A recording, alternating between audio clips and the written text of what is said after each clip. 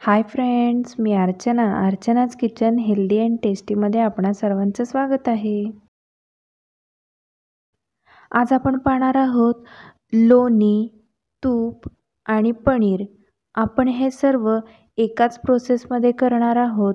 लोणी तर आपण सर्वजण सायपासून काढतोच, पण त्या लोणीपासून तूप, रवाळ कसे बनवायचे, काही नवीन शिकणाऱ्यांसाठी काही टिप्स आहेत. तुम्ही या टिप्स फॉलो करतच असाल, पण मी काही वेगळ्या टिप्स सांगणार आहे व त्यापासून आपण पनीर कसे काढायचे हेही तुम्हाला सांगणार आहे. थोड्याही वेळ न घालवता चला तर मग आपण आपल्या कृतीकडे वळूयात. इथे मी 10 दिवसाची साय साठवलेली आहे. या सायमध्ये मी कोणत्याही प्रकारचे दही किंवा कोणते विरजण लावलेले नाही. फक्त यामध्ये दुधावरची साय अशी मी फक्त काढून ठेवलेली आहे. हा सायचा डब्बा मी फ्रीजमधून लोणी काढण्याआधी 1 तासभर बाहेर काढून ठेवला होता. एका पातेल्यामध्ये नळाचे पाणी घ्यायचे आहे. फ्रीजमधले पाणी इथे वापरायचे नाही आहे. जर उन्हाळा असेल तर आपण फ्रीजचे पाणी वापरू शकतो. लोणी काढण्यासाठी मी इथे मिक्सरचे भांडे घेतलेले आहे. हे मिक्सरचे भांडे थोड्या कोमट पाण्याने आधी धुवून घ्यायचे आहे, जेणेकरून लोणी काढताना त्या भांड्याला लोणी चिटकणार नाही. मिक्सरच्या भांड्यामध्ये अर्धी साय आणि थोडेसे पाणी घालून मिक्सरला लावून घ्यायचं आहे. असे थोडे थोडे करून आपण पूर्ण सायचे आपण लोण्याचा गोळा काढून घेणार आहोत. बघा तर मग आपल्या मिक्सरच्या भांड्यामध्ये मी तुम्हाला इथे दाखवत आहे किती छान असा गोळा वरती आलेला आहे. लोणी काढताना नेहमी मिक्सरच्या भांड्यामध्ये अर्धी साय आणि थोडेसे पाणी घालून मिक्सरला लावून घ्यावे. जर इथे उन्हाळा असेल तर तुम्ही थंड पाण्याचा वापर करू शकता. बघा तर मी इथे दोन्ही पातेल्यांमध्ये एका बाजूला ताक आणि एका बाजूला लोण्याचा गोळा असा वेगळा काढून घेतलेला आहे. आता आपण हा लोण्याचा गोळा थंड पाण्याने स्वच्छ असा 2 ते 3 वेळा धुवून घेणार आहोत, जेणेकरून या लोण्यामधला आंबट वास असा निघून जाईल. परंतु 8 ते 10 दिवसाच्या सायला फारसा आंबट वास येत नाही, कारण आपण यामध्ये दही वापरलेले नाही. लोण्याचा गोळा मी स्वच्छ पाण्याने 2 ते 3 वेळा धुवून घेतलेला आहे. इथे म्हशीचे दूध असल्यामुळे लोण्याचा गोळा असा पांढरा शुभ्र दिसत आहे. जर तुम्ही गाईचे दूध किंवा पिशवीचे दूध वापरत असाल तर तुमचा लोण्याचा गोळा इतका निघणार नाही व त्याचा रंग थोडासा पिवळसर असा दिसेल. ह्या पातेल्यामध्ये मी लोण्याचा गोळा काढून घेतल्यानंतर खाली शिल्लक राहिलेले पाणी आहे. याला ताक असे म्हणता येणार नाही, कारण आपण साय लावताना कोणतेही विरजण किंवा दही लावलेले नाही. आता हे पातेले आपण गॅसवरती मोठ्या फ्लेमवर 5 मिनिटे चांगले उकळून घेणार आहोत. नेहमी लोणी काढल्यानंतर त्याचे शिल्लक राहिलेले पाणी आपण झाडांना तर घालतो किंवा आंबट वास येत असल्यास आपण ते पाणी फेकून देतो. तर असे पाणी फेकून दिले तर आपले किती नुकसान आहे. एकतर दूध किती महाग झालेले आहे, तर या दुधाचा आपण पुरेपूर वापर करणार आहोत. 5 मिनिटानंतर छान अशी उकळी आली की दूध असे फुटल्यासारखे दिसते व आपण एका चमच्याच्या साहाय्याने छान असे हलवून घेणार आहोत. हे आता दूध फुटल्यासारखे दिसत आहे. चला तर मग आता आपण यापासून पनीर कसे बनवायचे ते पाहूयात. बनवले आहे का याआधी असे पनीर? बनवले नसल्यास नक्की ट्राय करून बघा. यामध्ये आता आपण 1 चमचा व्हिनेगर घालणार आहोत. आजकाल व्हिनेगर हे सगळ्यांच्या घरी असतेच, पण जर तुमच्याकडे व्हिनेगर नसल्यास तुम्ही 1 चमचा लिंबाचा रस घालू शकता.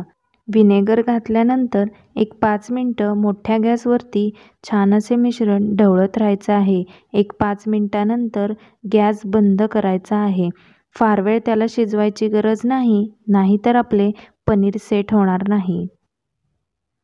खाली मी पातेले घेतलेले आहे. त्यामध्ये सुती कपडा ठेवून त्यावरती आपण हे मिश्रण ओतून घेणार आहोत. हे मिश्रण गरम असतानाच आपण या रुमालामध्ये ओतून घ्यायचं आहे, जेणेकरून आपल्याला पनीर करताना त्याचे छान असे मऊ वड्या होतील. पनीर आणि पाणी असे आपण वेगळे करून घेणार आहोत. आता आपण हे पनीर 2 ते 3 वेळा स्वच्छ पाण्याने धुवून घेणार आहोत. यामुळे या पनीरमध्ये आपण 1 चमचा व्हिनेगर घातलेले आहे, त्याचा वास निघून जाईल. आता आपण या पनीरमधले पाणी काढून घेणार आहोत. पूर्ण पाणी काढून घ्यायचे आहे. त्याला घट्ट असे पिळून घ्यायचे आहे. त्यामध्ये कोणत्याही प्रकारचा पाण्याचा अंश नाही राहिला पाहिजे. छान असे घट्ट पिळून घ्यायचे आहे. त्यामुळे यामध्ये थोड्याही पाण्याचा अंश राहणार नाही. छान असा आता त्याला गोलाकार द्यायचा आहे व त्याला सेट करून घ्यायचा आहे.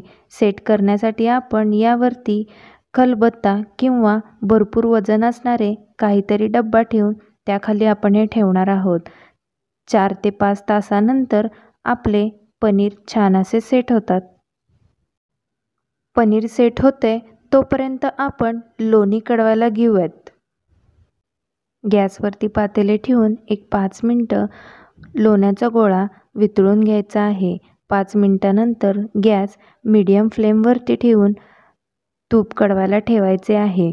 तूप आपण अधूनमधून चमच्याच्या साहाय्याने ढवळत राहणार आहोत, जेणेकरून तूप खाली चिटकणार नाही. तूप नेहमी कढवताना गॅस लो फ्लेमवरती असावा, जेणेकरून लोणी वितळून तूप कढवताना उतू जाणार नाही. तूप कढवताना चमच्याच्या साहाय्याने नेहमी अधूनमधून ढवळत राहावे, जेणेकरून पातेल्याच्या मध्यभागी चिटकून तूप करपणार नाही. तूप तर हे आरोग्यासाठी किती गुणकारी आहे हे आपणा सर्वांना माहीतच आहे. घरचे तूप कढवलेले म्हटले तर त्याचा स्वाद काही वेगळाच. तुपामुळे जेवणातला स्वाद वाढतोच, पण लहान मुलांना तर तूप हे फार बलवर्धक आणि आरोग्यवर्धक आहे. आपल्या गप्पा होत आहेत तोपर्यंत तूप छान असे तयार झालेले आहे. बघा तर या तुपाला किती छान असा खरपूस रंग आलेला आहे. तूप छान असे खरपूस रंगावरतीच तयार करून घ्यायचे आहे. यामुळे तुपाला एक छान असा कलरही येतो व टेस्टही येते. तूप असे छान कडत आले की त्यामध्ये आपण एक खाऊचे पान किंवा 4-5 तुळशीचे पाने घालणार आहोत. यामुळे तुपाला छान असा वास येतो. आता आपण या स्टेजला खाऊचे पान घालणार आहोत. हे पान घातल्यानंतर तुपाचा तडतडलेला आवाज येतो, म्हणजेच तूप छान आपले कडलेले आहे. या पानामुळे तूप तर आपले रवाळ होतेच व त्याला एक छान असा स्वादही येतो. आता आपण गॅस बंद करणार आहोत व या तुपालाच आपण थोडेसे पाण्याचा शिंतोडा देणार आहोत. त्याचा तडतड असा आवाज आला की आपले तूप रवाळ बनण्यास आणखीन मदत होते व तूप छान कडले आहे असे समजते.